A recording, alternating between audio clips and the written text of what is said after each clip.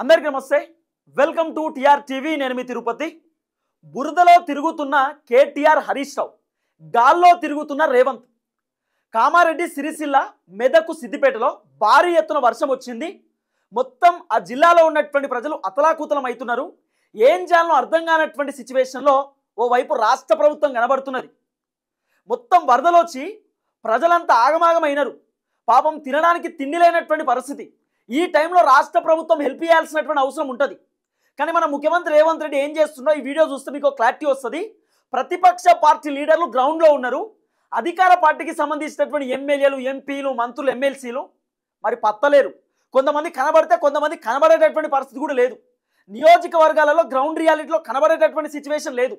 ఏమనంటే ఫోన్లో మాట్లాడుతున్నారు, అక్కడెక్కడ ఫోటోలు దిగుతున్నారు తప్ప మరి గ్రౌండ్లో ఉన్నారా లేదా అనేది పెద్ద క్వశ్చన్ మార్క్. కొన్ని వీడియోలు చూపిస్తా. ఈ వీడియోలు చూసిన తర్వాత మనం కొన్ని బ్రీఫ్గా మాట్లాడుకునేటటువంటి ప్రయత్నం చేద్దాం. ఇగో హరీష్ రావు ఆయన మెదక్కు పోయిండు. మెదక్కు తర్వాత సిరిసిల్ల, సిద్దిపేటలో హరీష్ రావు పర్యటన చేసిండు. బురదలో హరీష్ రావు పర్యటన చేస్తున్న అప్పటికే వాన పడుతుంది. వాన పడుతున్నా సరే ఛత్రి వేసుకొని హరీష్ రావు పర్యటన చేస్తున్నాడు. మొత్తం ఆ రోడ్డు మొత్తం పగిలిపోయినా సరే ఆ రోడ్లు దాటుతూ, వాగులు దాటుతూ, ఏది నీట మునిగినటువంటి ఏదైతే గ్రామాలు ఉంటాయో అక్కడికి రిస్క్ తీసుకొని పోయి జనాలకు ధైర్యం చెప్పి, భరోసా చెప్పి, జనాలకు నిత్యావసర సరుకులు అవసరమైతే నిత్యావసర సరుకులు నేను తెప్పిస్తా అని చెప్పి పబ్లిక్కి కొంత ధైర్యం నింపేటటువంటి ప్రయత్నం చేస్తున్నాడు హరీష్ రావు ఆ పర్యటన చూడండి, ఆ రిస్క్ చూడండి. మొత్తం ఇగో రోడ్డు తెగిపోయింది. అయినా సరే హరీష్ రావు ఆ రోడ్డు మీదకి వెళ్ళి నడుచుకుంటూ వచ్చిండు. పబ్లిక్లో పోయి పబ్లిక్లో తిరుగుతున్నాడు. ఒక ప్రతిపక్ష పార్టీ లీడరు. అధికార పార్టీ ఎమ్మెల్యేలు ఇంకా గ్రౌండ్లో దిగలే. అధికార పార్టీ వాళ్ళు పోకండే ముందు హరీష్ రావు పోయిండు. వాస్తవానికి నిన్ననే హరీష్ రావు, కేటీఆర్ గ్రౌండ్లో తిరగాల్సినటువంటి అవసరం ఉంటుండేనట. కానీ నిన్న వరద బీవచ్చం మరి ఘోరంగా ఉంటుండే. కొంత వరద తగ్గినాక పోదాము, ఇప్పుడు వరదలో పోతే మనకు కూడా ఇబ్బంది అవుతుంది, రిస్క్ ఫ్యాక్టర్ ఎక్కువ ఉంటుంది, రేపు పొద్దునే పోదామని చెప్పి ఎర్లీ మార్నింగ్ 7 గంటలకు హరీష్ రావు పర్యటనలు చేసిండు. సిద్దిపేట, మెదక్, సిరిసిల్ల, తర్వాత కామారెడ్డి 4 నియోజకవర్గాలలో ఆయన పర్యటన చేసిండు. చూడండి ఆ రిస్క్ చూడండి, హరీష్ రావు రిస్క్. తర్వాత MLA risk, Harish Rao risk చూడండి ఎంత ఘోరమైనటువంటి పరిస్థితితో. కొంచెం కాలు దారితే ఆ వరదలు కొట్టుకోవాల్సినటువంటి పరిస్థితి. మరి హరీష్ రావు ఇంత ధైర్యం చేసి, తర్వాత కేటీఆర్ ఇంత ధైర్యం చేసి తిరుగుతూ ఉంటే మరి ఎందుకు మరి ముఖ్యమంత్రి రేవంత్ రెడ్డి ఎందుకు తిరిగాడు? రేవంత్ రెడ్డి తిరగకపోవడానికి గల కారణం ఏంది? ఇది పెద్ద క్వశ్చన్ మార్క్ లెక్కనే కనబడుతున్నది. కేటీఆర్ కూడా పర్యటన చేసిండు. కేటీఆర్ చేసినటువంటి పర్యటన చేస్తే మీరు పరిచయం అవుతారు. ఇగో కేటీఆర్ పర్యటన సిరిసిల్లలో పోయినప్పుడు పాపం ఆ జనాల బాధ చూడండి, ఆ జనాల కన్నీళ్ళు, కష్టాలు చూడండి. మొత్తం ఇల్లులు కొట్టుకుపోయినాయి. కొంతమంది జనాలు స్లాబ్ మీద కూర్చున్నారు. హెలికాప్టర్ వస్తుంది అనుకుంటే హెలికాప్టర్ వచ్చేటటువంటి పరిస్థితి లేదు. కొంతమంది జనాలు నిన్న మొత్తం వరదలో మొత్తం అన్ని కొట్టుకుపోయినాయి. మొత్తం ఊర్లన్నీ మునిగిపోతే జనాలు వీడియోలు తీసి రాష్ట్ర ప్రభుత్వానికి పంపించుడు, రేవంత్ రెడ్డి ఆఫీస్ కూడా పంపించిరట. మంత్రులకు, ఎమ్మెల్యేలకు సంబంధించిన మనుషులకు పంపించడం, సార్ మమ్మల్ని కాపాడుర్రి, పొద్దునుండి మేము నీళ్ళు తాగలే, అన్నం తినలే, మాకేమైనా పంపుర్రు అంటే పంపించే పరిస్థితి లేదు. పోనీ డ్రోన్ల ద్వారా ఏమైనా ఫుడ్ పంపిద్దామంటే పంపించే పరిస్థితి లేదు. నిన్న రేవంత్ రెడ్డి ఏం చేసిండో మీరు చూడాలి, ఈరోజు రేవంత్ రెడ్డి ఏం చేసిండో కూడా మీరు చూడాలి. ముఖ్యమంత్రి హోదాలో ఉన్నటువంటి వ్యక్తి గ్రౌండ్లో తిరగాలి. ఏమన్నంటే రేవంత్ అని ఏమంటాడు, ప్రోటోకాల్ ప్రాబ్లం అట. ముఖ్యమంత్రి గ్రౌండ్లో పోతే సెక్యూరిటీ ప్రాబ్లం ఉండొచ్చు, ప్రోటోకాల్ ప్రాబ్లం ఉండొచ్చు, అందుకే ముఖ్యమంత్రి గ్రౌండ్లో తిరుగుతలేడు అనేది వీళ్ళ ముచ్చట. ఆంధ్రప్రదేశ్ ముఖ్యమంత్రి నారా చంద్రబాబు నాయుడు ఆయన ఫోటోలు కొన్ని చూపిస్తే రేవంత్ రెడ్డిని ఇక మీరు ఏమంటారో మీరే అంటారు. చంద్రబాబు నాయుడుకు ఎంత ఏజు? 70కు పైన ఉంటాయి. రేవంత్ రెడ్డి ఏజ్ ఎంత? యంగు మనిషి కదా, యంగు సీఎం అని చెప్పుకుంటాడు కదా, టైగర్ సీఎం అని చెప్పుకుంటాడు కదా. కేటీఆర్ బురదలో తిరుగుతుండు, జనాల దగ్గరికి పోతుండు, జనాల కష్టాలు, బాధలు తెలుసుకుంటుండు కేటీఆర్.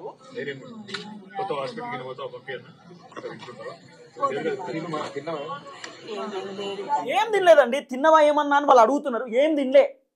రాష్ట్ర ప్రభుత్వం ఏమైనా ఫుడ్ ఇవ్వాలి, అట్లీస్ట్ భోజనం పెట్టాలి కదా కాంగ్రెస్ ప్రభుత్వము. ఏం లేదు. చూడండి కేటీఆర్ రియాలిటీ చూపించింది.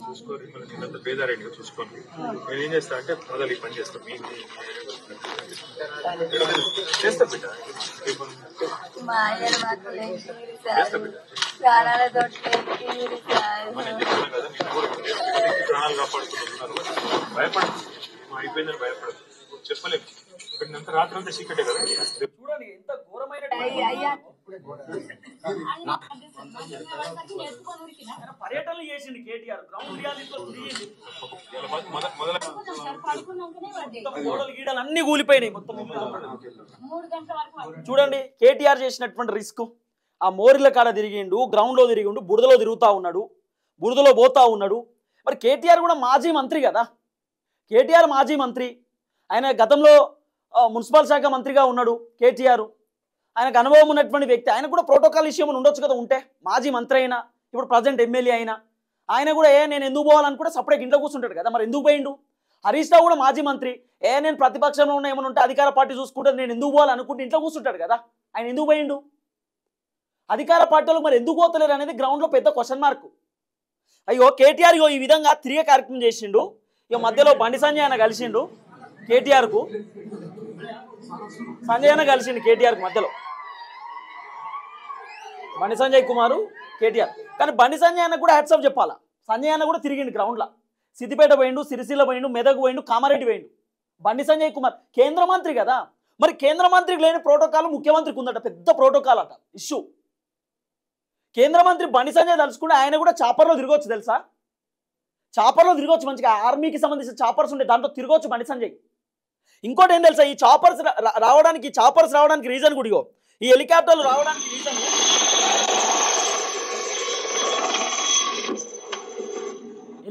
రావడానికి రీజన్ కూడా బండి సంజయ్ అట. బండి సంజయ్ కుమార్. సంజయ్ అన్న చెప్తే హెలికాప్టర్లు వచ్చినాయి. ఈ రోజు వచ్చిన హెలికాప్టర్లు. నిన్న దాదాపు 2-3 ప్రాణాలు కోల్పోయినారు.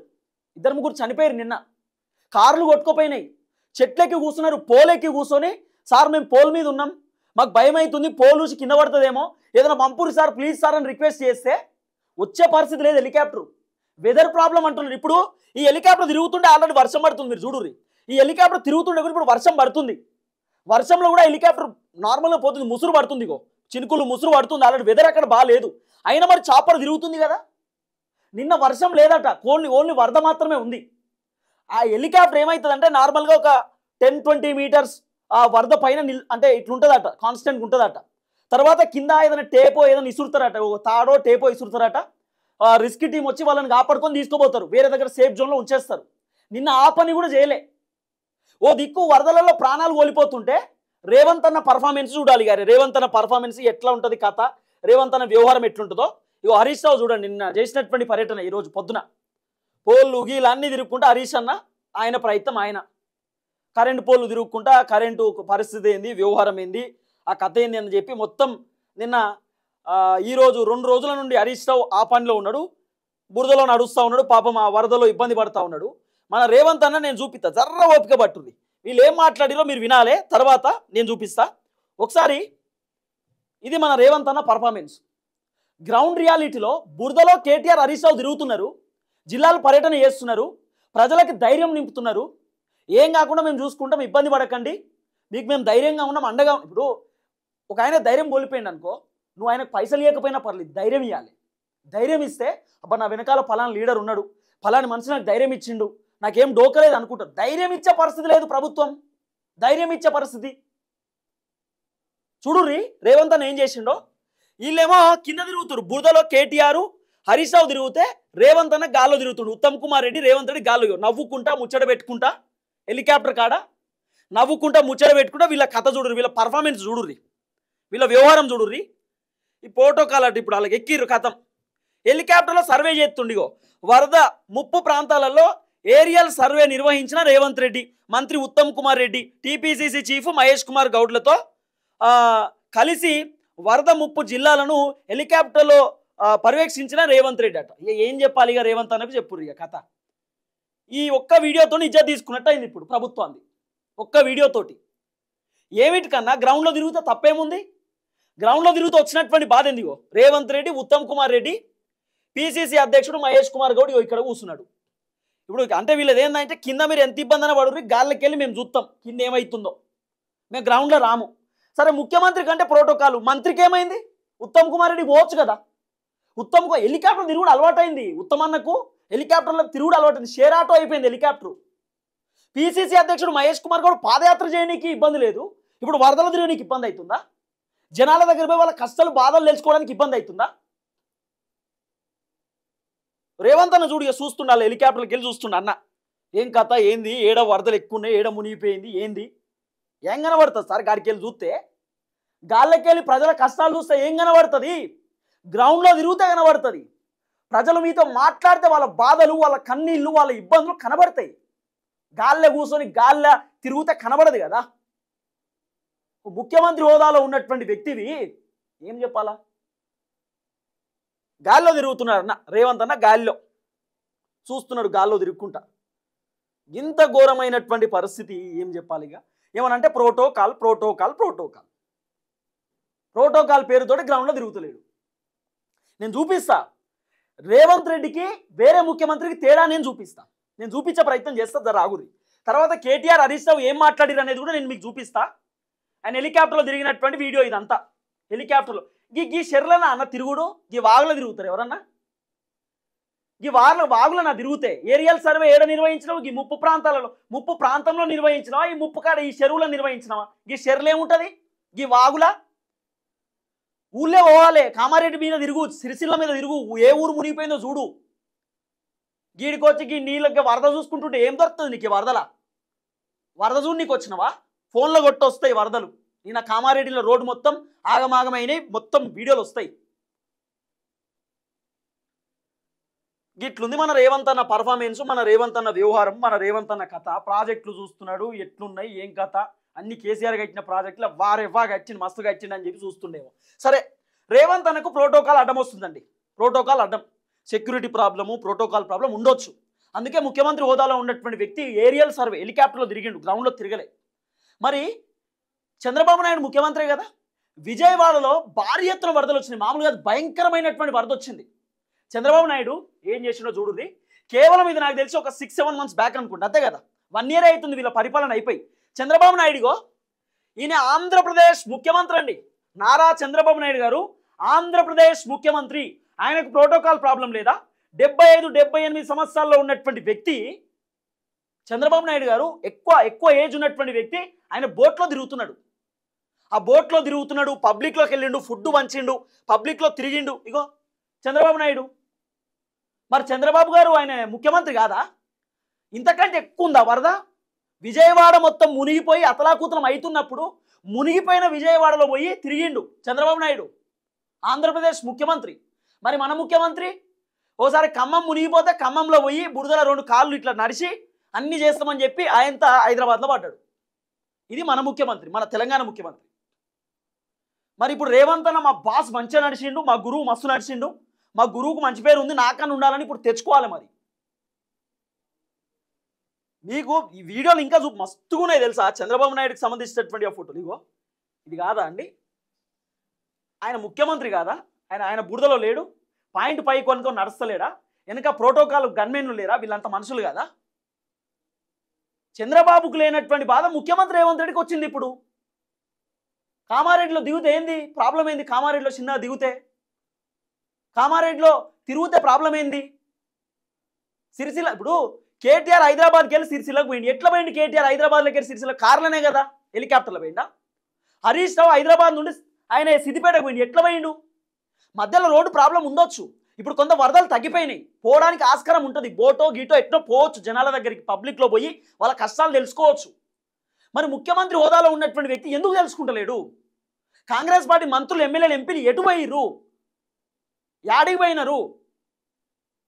కొంతమంది ఎమ్మెల్యేలు తినుడు పన్నుడు గంతే, బయటకు వచ్చే పరిస్థితే లేదు. జనాలు ఏడబోతే మాకేంది, మళ్ళీ ఓట్ల కోసం పోతాం. ఇది వాళ్ళ కథ. చంద్రబాబు నాయుడు ఈయన ముఖ్యమంత్రి కదా, మరి ఈయన గింత కష్టపడియో ఏందండి? ముఖ్యమంత్రి హోదాలో ఉన్నటువంటి వ్యక్తి మొత్తం ఇక్కడ దాకా మోకాళ్ళ దాకా వరద వచ్చినా కూడా 4 times పోయిందా? 4 సార్లు ముఖ్యమంత్రి. అచ్చా, 4 సార్లు ముఖ్యమంత్రి అయితే ఆయన చేసే పోరాటం చూడండి, ఆయన చేసినటువంటి ఫైట్ చూడండి. వయసులో పెద్ద, ఇంకా ఏం చెప్పాలి? ఇగో జేసీబీ పైన నిల్చొని వాళ్ళతో మాట్లాడుతున్నాడు. జేసీబీ పైన పోయిండు, ఫుడ్ ప్యాకెట్లు పంచిండు, వాటర్ బాటిల్ ఇచ్చిండు. ఆంధ్రప్రదేశ్ ముఖ్యమంత్రి చేసేటటువంటి పని ఇది. మన పక్క రాష్ట్ర ముఖ్యమంత్రి. మీరు అనవచ్చు చంద్రబాబు నాయుడు పొగుడుతున్నావు, పొగుడుతున్నా కాదు, ఆయన చేసిన పని గురించి చెప్తున్నా. వరదలో కూడా ఓ ముఖ్యమంత్రి ఎక్కువ వయసు, మళ్ళా ఎక్కువ వయసు ఓల్డ్ ఏజ్లో ఉన్నటువంటి ముఖ్యమంత్రి ఎంగేజ్ లెక్క తిరుగుతున్నాడు. మన ఎంగేజ్లో ఉన్న ముఖ్యమంత్రి హెలికాప్టర్లు తిరుగుతున్నాడు. ఏం చెప్పాలి ఇక మన ముఖ్యమంత్రి కథ? ఇగో చూడండి, ఇది చూడండి బ్రదర్, ఇది చూస్తే మీకు క్లారిటీ వస్తుంది. చూడండి, చంద్రబాబు నాయుడు గారు ఇగో ఆయన బోట్లో పోతున్నాడు, పక్కన పబ్లిక్.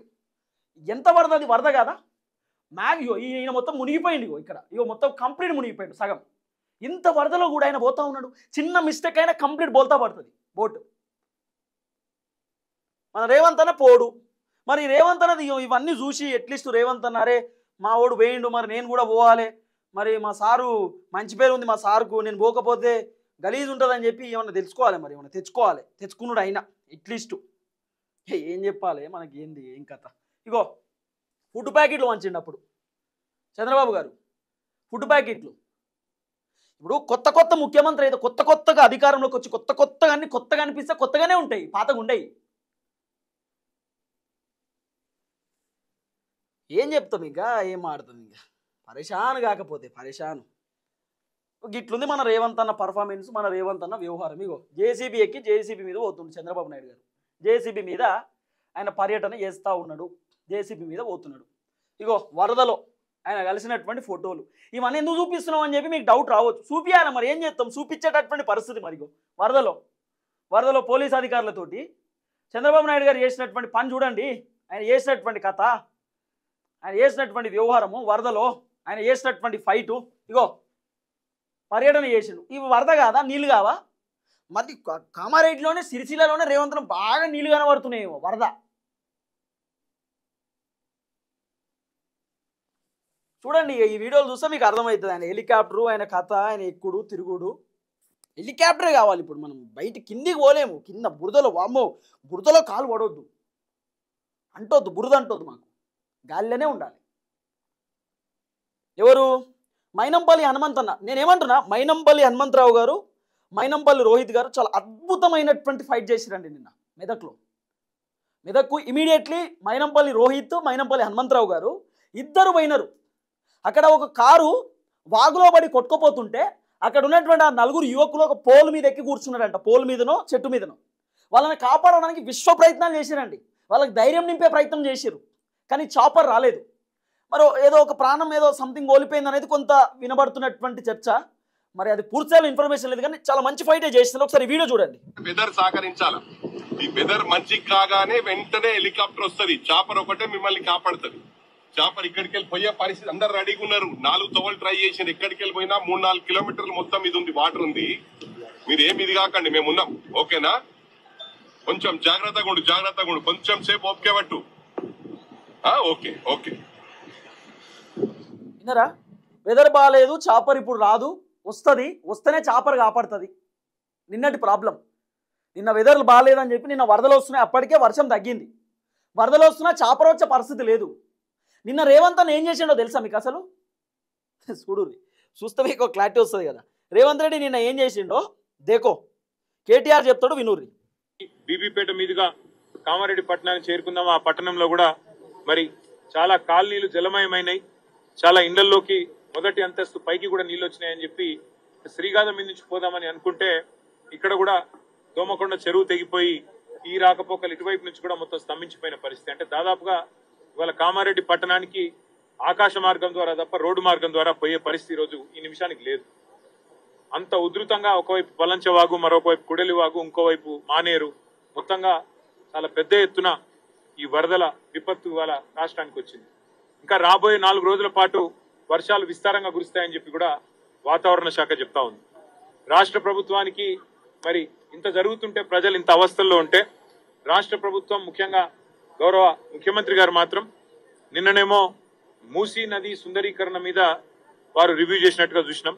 ఇవాళనేమో రాష్ట్రానికి ఒలింపిక్స్ ఎట్లా తేవాలని చెప్పి రివ్యూ చేస్తున్నట్టుగా ఇప్పుడే నేను టీవీలో చూసిన. పరిస్థితి ఎట్లా ఉంది అంటే, రోమ్ నగరం తగలబడుతుంటే ఆ చక్రవర్తి ఎవరో ఒక ఆయన నీరో చక్రవర్తిని ఫిడేలు వాయించుకుంటూ కూర్చున్నాడట. అట్లా రాష్ట్రం వరదల్లో ఉంటే మూసీ సుందరీకరణ ముఖ్యమా, లేకపోతే రాష్ట్రానికి ఒలింపిక్స్ అనే డిస్కషన్ ముఖ్యమా, లేకపోతే ప్రస్తుతం పంట నష్టం ఎంత జరిగింది, ఆస్తి నష్టం ఎంత జరిగింది, ప్రాణ నష్టం ఎంత జరిగింది, ఎంతమంది విపత్తుల్లో ఉన్నారు, ఇది చూసుడు ముఖ్యమా? గతంలో హెలికాప్టర్లో తిరుగుతున్నాడు అన్నకి ఏం చెప్తాం?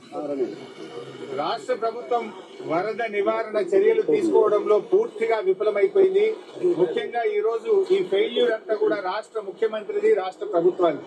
ఎంత బాధతో ఉన్నామంటే ఈ రోజు ఇవాళ హవేలీ గన్పూర్ మండలంలో మరి ఇద్దరు యువకులు చనిపోవడం జరిగింది. వాళ్ళ పిల్లలు, ముఖ్యంగా ఇద్దరు పిల్లలు గురుకుల పాఠశాలలో చదువుతున్నారు. వర్షాల వల్ల గురుకుల పాఠశాల లీక్ అయితా ఉంది, మీ పిల్లల్ని తీసుకుపోండి అని ప్రిన్సిపల్ ఫోన్ చేస్తే పిల్లల్ని మెడక్కు పోయి తీసుకొచ్చుకుందామని బయలుదేరి మరి ఆటోలో నడుపుతున్నటువంటి యాదగౌడు, ఆటోలో కూర్చున్న సత్యనారాయణ ఇద్దరు కూడా ఈ వరదలో ఆటో కొట్టుకుపోయి చనిపోవడం జరిగింది. ఆ ఇద్దరు దాదాపు కొన్ని గంటల పాటు కరెంటు పోల్ పట్టుకొని ప్రభుత్వం నుంచి ఏదైనా సహాయం అందుతుందా, హెలికాప్టర్ వస్తుందా, ఎన్డీఆర్ఎఫ్ బృందాలు వస్తాయా అని 4-5 గంటలు ఎదురు చూశారు. కరెంటు పోల్ మీద నుంచి ఫోన్లు కూడా చేశారు. కానీ కలెక్టర్ గారు కానీ జిల్లా యంత్రాంగం ఎవరు స్పందించలేదు. మధ్యాహ్నం 2 తర్వాత కరెంటు పోల్ కూడా వరద ఉధృతికి పడిపోయి ఆ వరదలో కొట్టుకొని ఆ ఇద్దరు కూడా చనిపోవడం జరిగింది. అంటే ఇది కేవలం ప్రభుత్వ వైఫల్యం. నిన్న ఒక మంత్రి గారు మాట్లాడుతూ అంటాడు, హెలికాప్టర్ అంత అవసరమైతే తప్ప వాడద్దట, మీరు మాత్రం పెళ్లిలకు వాడండి, బీహార్ లో రాజకీయాల కోసం వాడండి, మీ సొంత కార్యక్రమాలకు వాడుకోండి. ఆనాడు ఖమ్మం దీనికి వాడతారు, దీనికి కొత్తగా తిరగనికి, గాలిలో తిరగడానికి వాడతారు. కొత్తగా అట్లా పోయి రావాలి కదా. కోమటిరెడ్డి వెంకటరెడ్డి హైదరాబాద్లోకి వెళ్ళి భువనగిరి పోనీకి వాడతాడు. ఉత్తమ్ కుమార్ రెడ్డి హైదరాబాద్కి వెళ్ళి నల్గొండ పోనీకి హెలికాప్టర్ వాడతాడు. టైంపాస్, షేర్ ఆటో కదా, ఎక్సెల్ పాయింట్ అది. 100 రూపాయలు పెట్రోల్ కొడితే 100 కిలోమీటర్లు పోయి వస్తుంది. మనుషులు ఎంత ఘోరమైన 4-5 గంటలు ఎదురు చూశారు. పోల్ కూడా వరద ఉధృతికి పడిపోయి ఆ వరదలో కొట్టుకొని ఆ ఇద్దరు కూడా చనిపోవడం జరిగింది. అంటే ఇది కేవలం ప్రభుత్వ వైఫల్యం.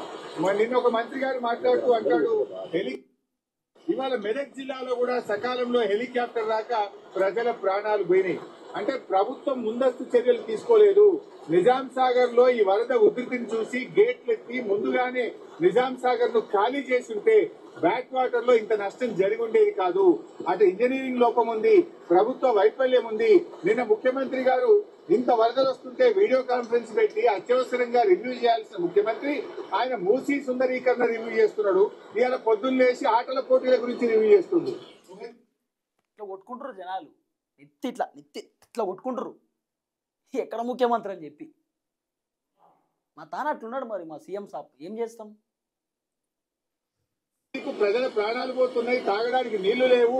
హవేలీ గన్పూర్ లో నిన్నటి నుంచి కరెంటు లేక 7-8 గ్రామాల ప్రజలు మంచినీళ్లు లేక వర్షపు నీళ్లను ప్లేట్లలో, గ్లాసులలో పట్టుకొని తాగుతున్న పరిస్థితి ఉన్నది. ఇవాళ రేపు అంటు రోగాలు ప్రబలేటువంటి అవకాశం ఉంది. వచ్చే 24 గంటలు ఇంకా పెద్ద ఎత్తున వర్షాలు ఉన్నాయని వాతావరణ శాఖ చెప్తా ఉంది. ప్రజలు ఇబ్బందుల్లో ఉన్నారు.